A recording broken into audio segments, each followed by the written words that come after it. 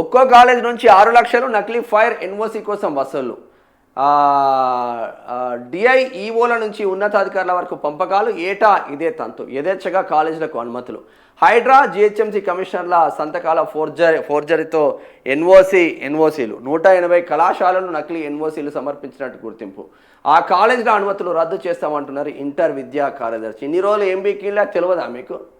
ఒక్కో కాలేజ్ నుంచి 6 లక్షల రూపాయలు తీసుకొని నకిలీ ఎన్ఓసీలు తయారు చేసి ఏకంగా రంగనాథ్ సార్ అటువంటి మంచి స్ట్రిక్ట్ ఆఫీసర్ సంతకాలు కూడా ఫోర్జరీ చేస్తున్నారంట. పీకి కట్టలు కట్టిన ఎన్ని సంవత్సరాలు మీరు?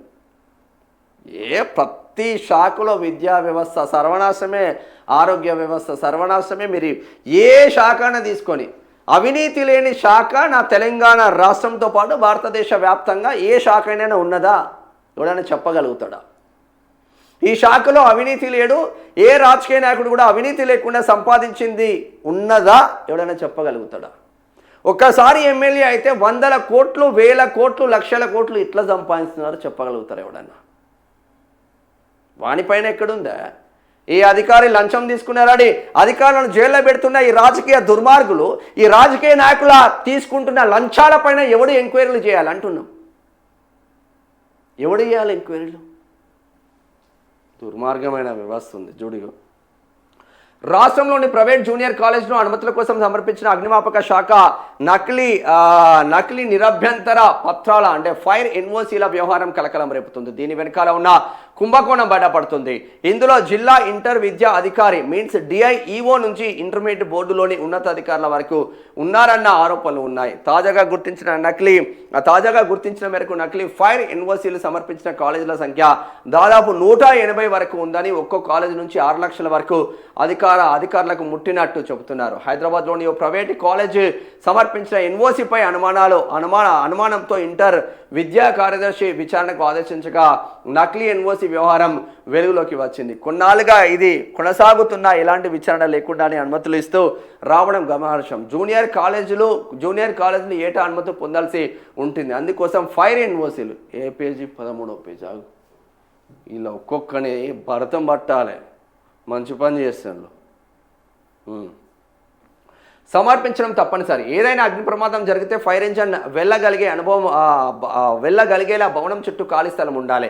కాలేజ్లోని ప్రతి గదిలో అగ్నిమాపక నివారణ యంత్రాలు ఏర్పాటు చేయాలి. దీనితో పాటు మరిన్ని నిబంధనలు పాటిస్తేనే ఈ ఎన్ఓసీలు జారీ చేస్తాయి. కాలేజీ భవనం ఎత్తు 15 మీటర్లు లోపుంటేనే హైడ్రా దాటితే అగ్నిమాపక శాఖ డైరెక్టర్ జనరల్ ఎన్ఓసీ జారీ చేయాల్సి ఉంటుంది.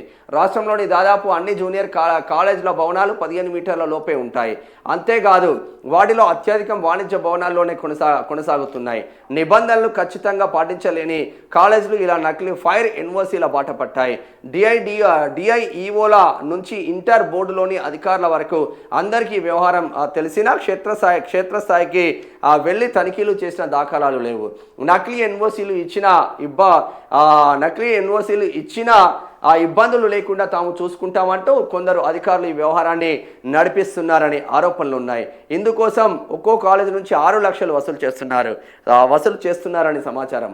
అంటే ఇప్పుడు గుర్తించిన సుమారు 180 కాలేజీల నుంచి అధికారులు 10 కోట్లకు పైన అందినట్లు అంచనా. మరోవైపు ప్రభుత్వం Hyderabad disaster response and asset protection agency means హైడ్రాని 2 ఏళ్ల క్రితం ఏర్పాటు చేసింది. అప్పటి వరకు జిహెచ్ఎంసీ పరిధిలో ఉన్న అగ్నిమాపక విభాగాన్ని హైడ్రాలో విలీనం చేశారు.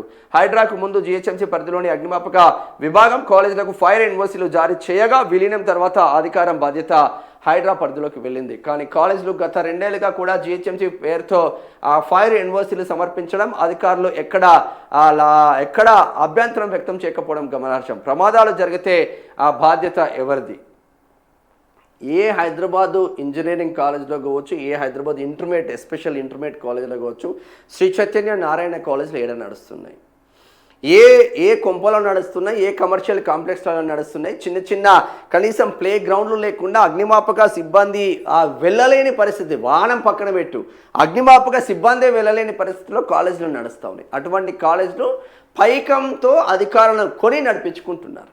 ఈ తతంగం బయటపడ్డది. ఇప్పటికైనా ఈ 180 కాలేజీల పైన చర్యలు తీసుకోండి మీకు దమ్ముంటే.